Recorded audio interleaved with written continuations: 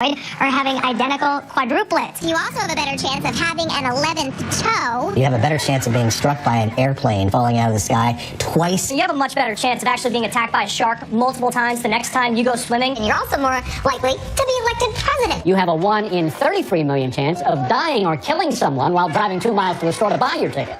So in other words, we're all in a lot of trouble. You have better odds of being reincarnated as the love child of Oprah and Donald Trump than winning the lottery.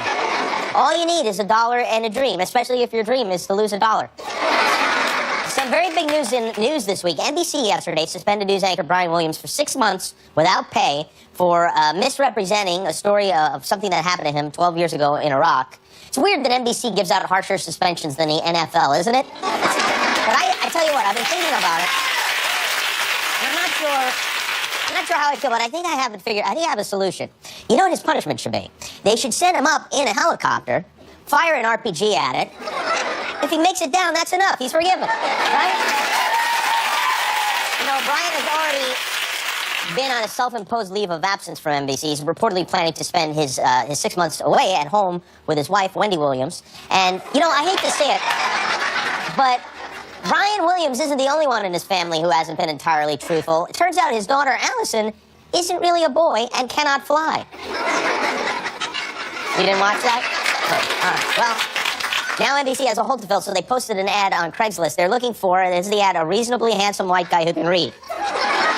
$14 million a year plus benefits. By the way, how great would it be if while Brian Williams was off on suspension, he won the Powerball? It would be.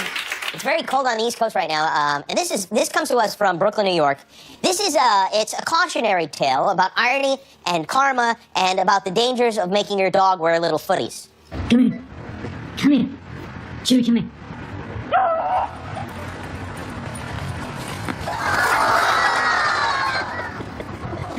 Oh, dear silly. That's right. What you get. Now get over here and pick up my poop. While the East Coast has been freezing, we are experiencing record high temperatures here in Southern California. It was 84 degrees here today. And naturally, tourists, those of you visiting, are flocking to the beach, so we sent a camera out to Santa Monica to give some tourists who are from back east and are relaxing on the beach a chance to rub it in to their freezing friends back home on television. But we also sent my cousin Sal to the beach with a bucket full of snowballs.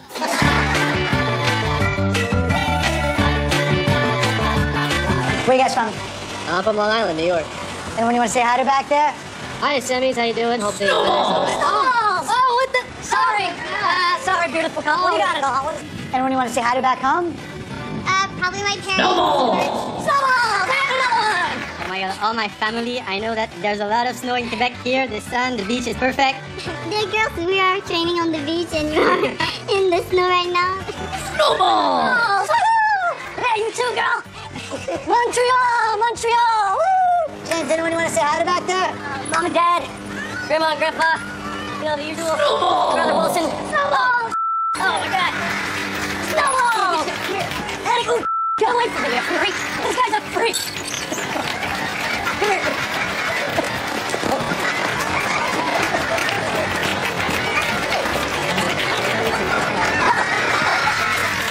Snowballs! Snowballs! And where you guys from? Chicago. Anyone you want to say hi to back there? My sister Marissa. Yeah, I want to talk to her about this weather. I'm having a wonderful time and you're in the snow, really, really cold, and that's awesome.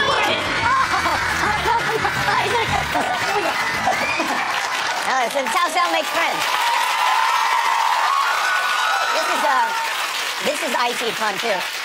There's a documentary series on Epix called The Road to the NHL Stadium Series. It follows the LA Kings and the San Jose Sharks as they march toward a big outdoor hockey game they're playing later this month. But on last night's episode, we learned what happens when hockey players bring their children to practice. Teams in the NHL spend a large portion of their season away from their families, which is why Todd McClellan allows his players to bring their children to practice once a week. You know, Sundays are usually days with Daddy. That's my job. But today we practice, so usually all the kids are here, so it's fun. Very good. That's where you came from, honey. He handled that better than I would have. You know, kids are peanuts. Are they peanuts or kids are people, too. But a lot of them can't read, especially the little ones. So every week I get together with a group of children. One of them happens to be my nephew Wesley, to read. We have a book club. I'm the president. Last week we had a very lively discussion about the book Goodnight Moon. And tonight we sit down and debate the literary merits of another very popular kids classic. I give you The Giving Tree. Well, hello, book club. How was your week? How are your jobs? Everything good at work? Yeah. Husbands, wives, families okay? Yeah. Okay, good. Well, this is a very good book. Do you know what this book is? The Giving Tree. That's absolutely right, The Giving Tree. And it's written by, do you know who wrote it? No. The scariest man in the world. Look at that face. He looks like a vampire. He's not scary. He's not. He's a little bit scary. Okay, The Giving Tree by Shel Silverstein. That's the guy we're talking about. What? Yeah, his name is Shel. Isn't that strange? Shell? I wonder if people ever find him on the beach. Maybe he lives in a shell. Oh, maybe he is a shell. Oh, Yes, let's start the book. Once there was a tree, and she loved a little boy. He would climb up her trunk and swing from her branches. Take my apples, boy, and sell them in the city. So the boy cut off her branches and carried them away to build his house. He cut down her trunk and made a boat and sailed away. I'm sorry, sighed the tree. I wish I could give you something, but I have nothing left. I'm just an old stump. Come, boy, sit down. Sit down and rest. And the boy did. And the tree was happy. Guess what? What? That however many lines are inside a tree stump, that's how old a tree is. I can't wait to get my Boba Fett, costume. It has a helmet, it has a belt. What does that have to do with the Giving Tree book? Your Boba Fett costume? There's nothing as a Giving Tree for real life. Is there a Giving Tree in Star Wars? No. I How don't could think there be there a is. Giving Tree in Star Wars? Well, I don't know. You're the one that brought up Boba Fett. Well, the people are assuming another new Star Wars. So what I think we're trying to say here is that you really have no interest at all in this book, right? I don't. You do? Yeah. Do you like the little boy from this book? Yes. You do? He seemed kind of selfish to me. Yeah, he did, kind of. Yeah. When he grew up, as he grew up, he did. Yeah, he was nice when he was young. But then he just started taking until he essentially killed his best friend. I think it was the tree's fault because the tree was telling the boy to do the stuff. You think it was the tree's fault? But at a certain point, this boy is an adult, and he should know better than to chop this tree down. And you can't build a house out of branches. It's preposterous. What is he, a beaver? Beaver? Half human, half beaver? No. Yeah, what is he, a human? Did you just A human is a half beaver, half human. That tree doesn't even have many branches. I know, and now it's just a stick, and then it just became a stump, and then he just sat on it. I think that the tree isn't alive anymore. You do, well, yeah, because he sat on it. Yeah, and he killed him. Yeah, and he pooped on it, and it, He must have died now. He must have died. yeah. Everyone in this book is now dead. So there you go. That's The Giving Tree. We did it. It's a weird book, I stand by those remarks. Thank you, kids. Tonight on the show, we have music from the band Perry from Fresh Off the Boat. Randall Park is here. And we'll be right back with David Spade.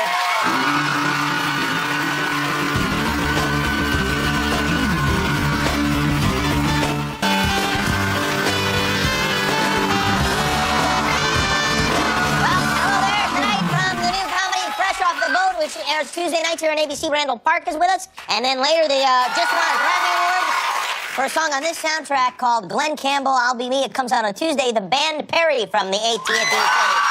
Tomorrow night, Oscar nominee Keira Knightley will join us from Scandal. The president himself, Tony Goldwyn, will be here. And we'll have music from Incubus. So please join us then. Our first guest tonight is an Emmy and Golden Globe nominated man who's finally given into popular demand to revive one of the most beloved characters in all of moviedom. Joe Dirt 2, Beautiful Loser, is coming to Crackle. Please welcome David Spade.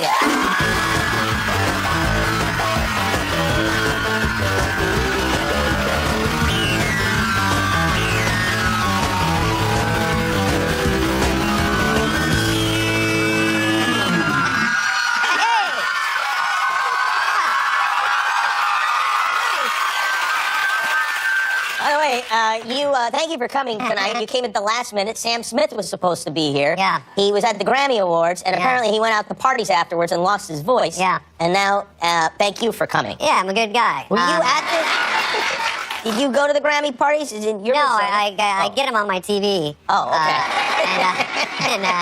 It's one of those major cable things. But I saw the guy Kanye, who's always yammering away, manages to say the wrong thing. And he said it to Beck, which stings a little more because I look like Beck. You know what I mean? There is a resemblance. I take it a little harder. And I want to like Kanye. It's virtually impossible. You've been trying? I've been trying. Stop. I mean, Beyonce, how much can she do before he thinks she's going to catch a break in his life, you know? He's so mad about it. Then I hear a song of his and I go, he's all right. Yeah. Then he talks and I don't like him again. Then he flies around in a diamond helicopter. It's so weird. But how about this? I don't know much about girls, but when you're with Kim and all you do is fawn about how great Beyonce is, even I know she's like, what about me, babe? I do stuff. You don't see Jay-Z going around here. Yeah, exactly. It's like, babe, she's talented. It's different. And you're, It's different. It's not the same. I noticed you have the facial hair. Is that left over from Joe Dirt? Yeah, we did that, and we're doing a tiny bit more on it, and then the poster, and then it's the summer. It'll be fun. America finally gets what they've been demanding.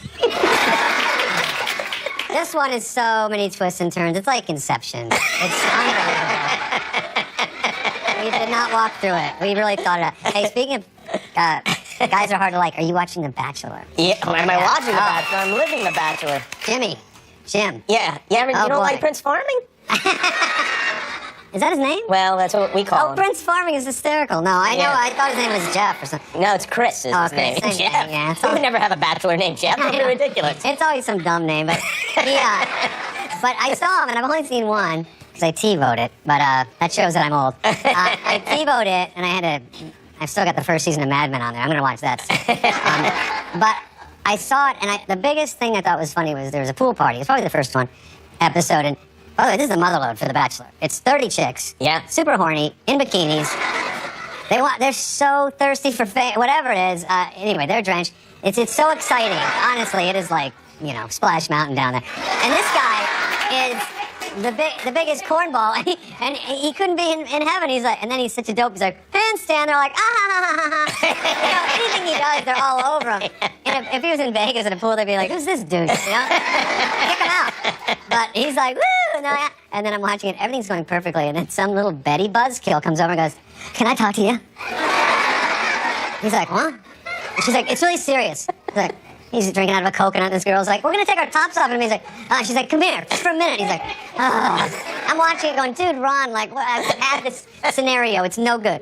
So she takes him into a little hut, and the other girl's like, it better not be more than a minute because we get our time. I want to get the rose and all that. So they're all over there, and he's like, all right, what's up? And she's like, my fiance died. I'm like, oh my God.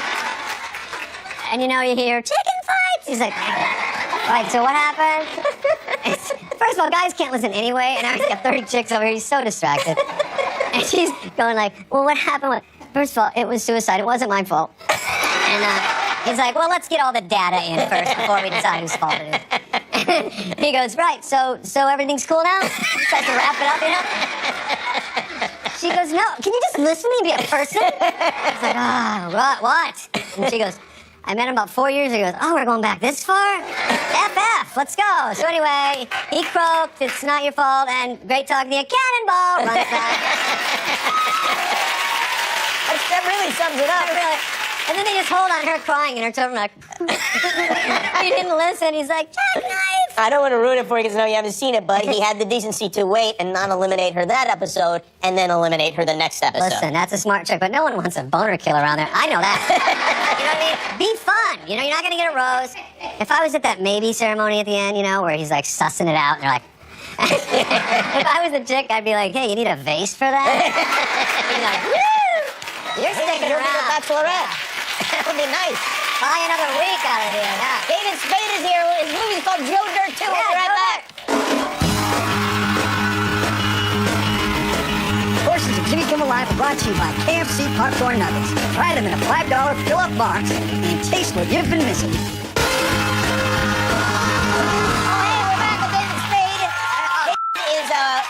just about finished with Joe Dirt 2. This is the sequel. Why 14? It was 14 years ago you made this Easy. movie. Why have you... 10-ish.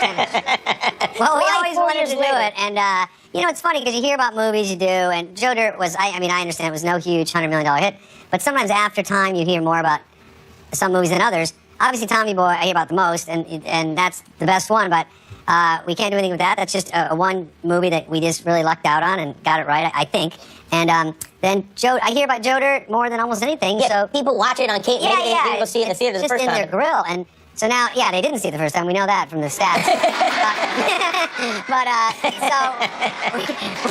But they have to see it somehow at some point. They're like, it's not that bad. So now we do another one, and it's fun. You get Christopher Walken back and Dennis. Oh, he's Miller. back in it. Yeah. Oh, that's great. That's all right. And we did. I think it's funny. Yeah. Yeah, I have a photograph of you with Christopher Oh yeah, Walken. that's us on the set. Look at that. Look how cool I am. Yeah. In this one, I go back in time. I don't want to give it all away, but I go back in time and I see Walken. I meet him earlier, but we get rich there because I know the future. Oh, gave it all away. But, anyway, it's funny. Was he fun? He's such a stud, and we love him, and it was very nice. Because he goes, people know Joe Dirt. They tell me every day, you know. I don't think he remembers he was in it, but he's like, everyone tells me. But he's so nice about it. He goes, they have a nice feeling for it, so I want to do another one. And when I was in the first one, I'm the only one in America that can't do a Christopher Walken impression. But, so, you know, struggle through. But we were in a house waiting to shoot, and he's in the back with Brittany Daniel and all the cast, and we're just sitting there. It's dead silent. They're fixing a camera, so no one knows what to say. And he goes, David, you ever work with an actor dog? And I go, an actor dog? No, I don't think so. I don't think so. And he goes, they're good. They do what they're told. They sit and stay, and they run around and chase stuff. And I go, cool, okay, keep it in mind. And then he goes, pause. Ever work with an actor cat? And I go, they have those? He goes, oh yeah, it's a big business, and they don't do anything. He goes, if you tell a cat to sit there and do something, they don't take direction. And I go, right. He goes, and if you want them to move, you have to hit him with a stick, but a regular cat will move if you do that. And I go, yeah, sure. Yeah. Silent. He goes, ever work with an actor mouse? And I go, I have not. And he goes, I did, Mousetrap. He goes, they're good. He liked him. He goes, you tell a mouse to walk up here, take a beat, and go left, and they do it. And I go, how? And he goes, I don't know. And I go, I don't either. And he goes, all right, rolling. I go, oh. So I have all that info. You really became friends, sounds like. I love him because he just wanted to share that story, and it was he's a sweetheart. Are you going to this big Saturday Night Live anniversary show? Oh, yeah, he'll be there. That's right. Yeah. If they can fit me in, my God. Yeah, there's a lot of people that are going to be there. I honestly think it's like 200. I don't know. You know, you got 40 years of hosts. You got all the cast members. I'm going out with Adam on Friday. And I'll do my own Adam Sandler joke for you.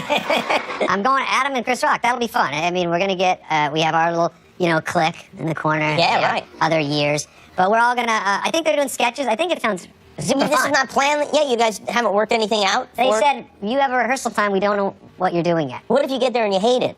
I don't think it's possible. I think it'll be super fun. I'll do whatever I'm told, and if I'm not even in anything, it'll be fun just because everyone will be there and it'll be like a family. Speaking of everyone being there, don't you have a problem with Eddie Murphy? Isn't that? No, you don't. No, my new one's with Kanye after tonight. Oh, yeah, okay. He'll be there. No, he's fun. I like him. I'm gonna high five him. Yeah. Yeah, you guys. Now Eddie and I, we cleared it up. You did. Just in time. Yeah, because now I'm gonna see him. But I saw him in the street. He was nice to me. So, oh, you did. All right. Because Chris Rock used to say, Eddie's mad at you. So I couldn't. He goes, if I see you, I'm not talking to you. I go, is that clear? Who's your better friends with? He goes, we go way back. Well, so I can't wait to see Bill Murray. It's going to be super fun. Yeah, it sounds like it would be a lot of fun. Yeah. I mean, I don't even know what to expect. I'll just go there and show up, and they'll point me out. Maybe I'll do bye-bye. Maybe I'll do Gap Girl. Whatever they. Well, first of all, thank you for coming. Secondly, it sounds like a lot of fun. I look forward to seeing it. Yeah. And thirdly, T-Bone. I hope you don't mind if I speak to the executives here at ABC. I would love for you to be the Bachelor next season.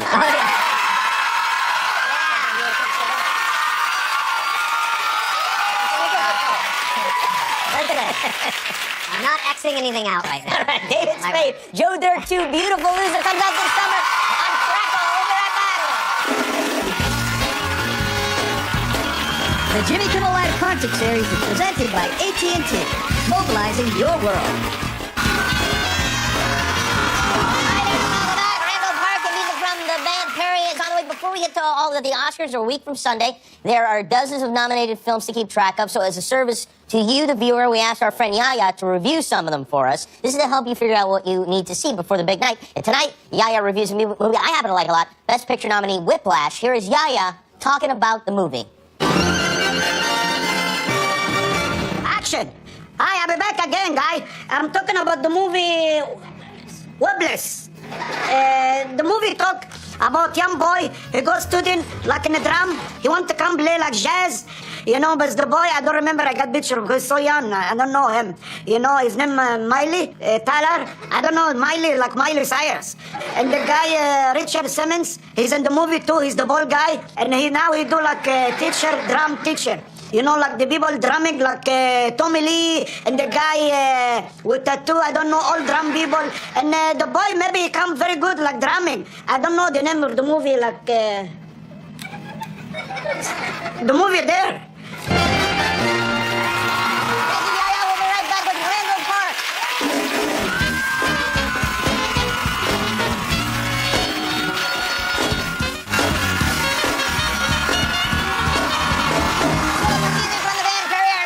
Played Kim Jong-un in the movie The Interview, so we're all in danger right now, even being in his presence. He has a critically acclaimed new show called Fresh Off the Boat. It airs Tuesday nights at 8 here on ABC. Please say hello to Randall Park.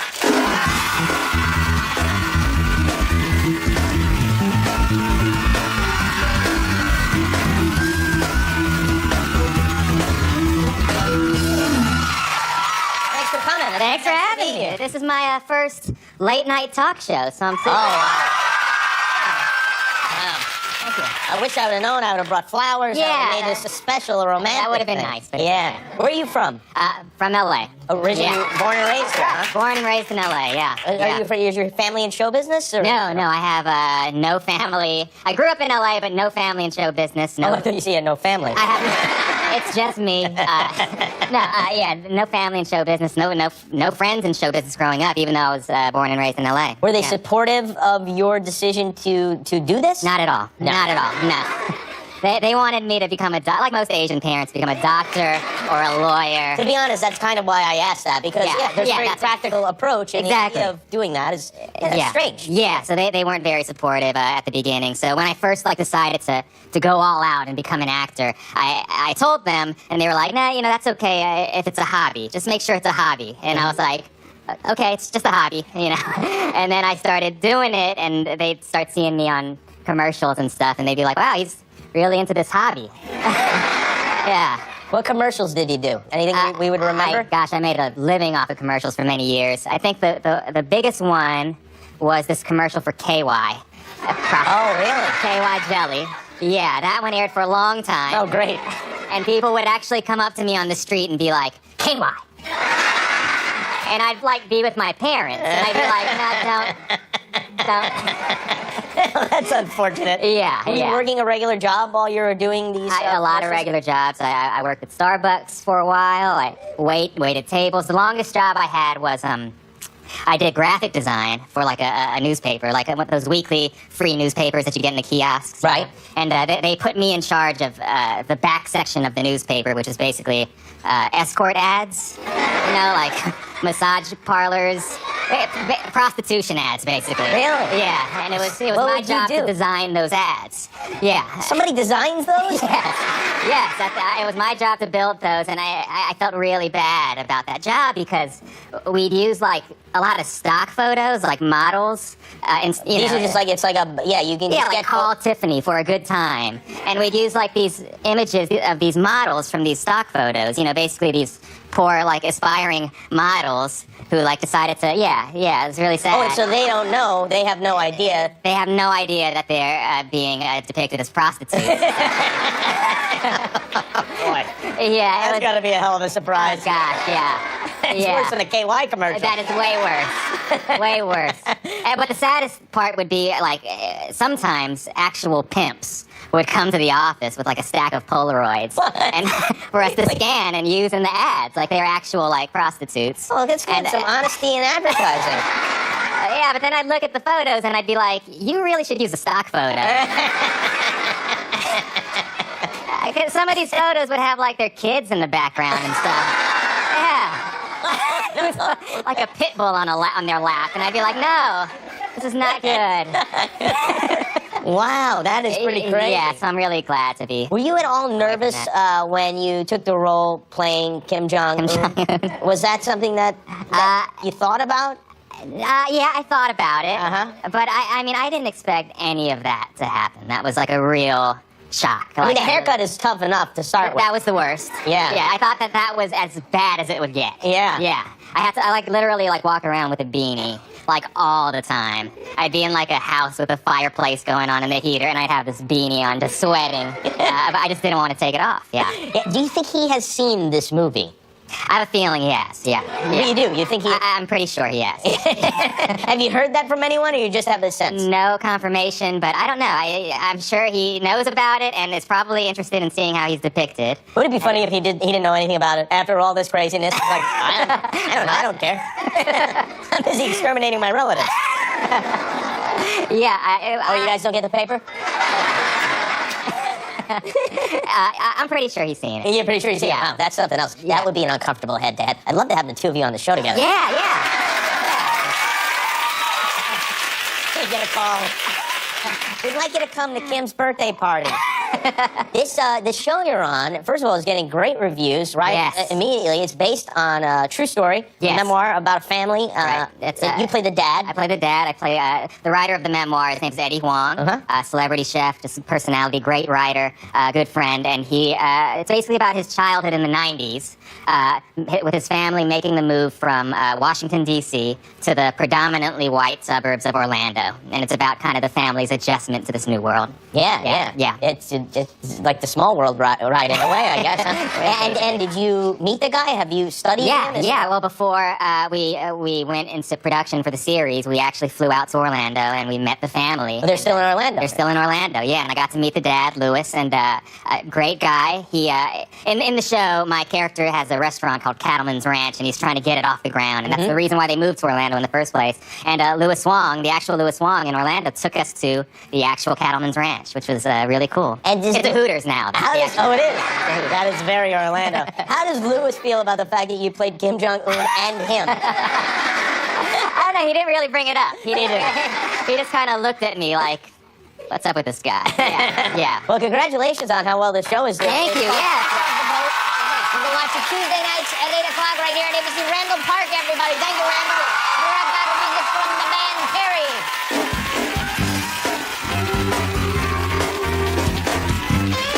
The Jimmy Kimmel Live Concert Series is presented by AT&T, mobilizing your world. The Jimmy Kimmel Live Concert Series is presented by AT&T, mobilizing your world. Many thanks to David Spade, Randall Parks. Apology to Matt Damon, who ran out of time for him. 9 Line seconds first. Here was Glenn Campbell's classic "Gentle on My Mind" from the All to Me soundtrack, the band Perry. It's knowing that your door is always open, your path is free to walk. That makes me tend to leave my sleeping bag rolled up and stashed behind your couch. And it's knowing that I'm not shackled by forgotten words and bonds, or the ink stains that are dried upon some line. That keeps you in the back roads by the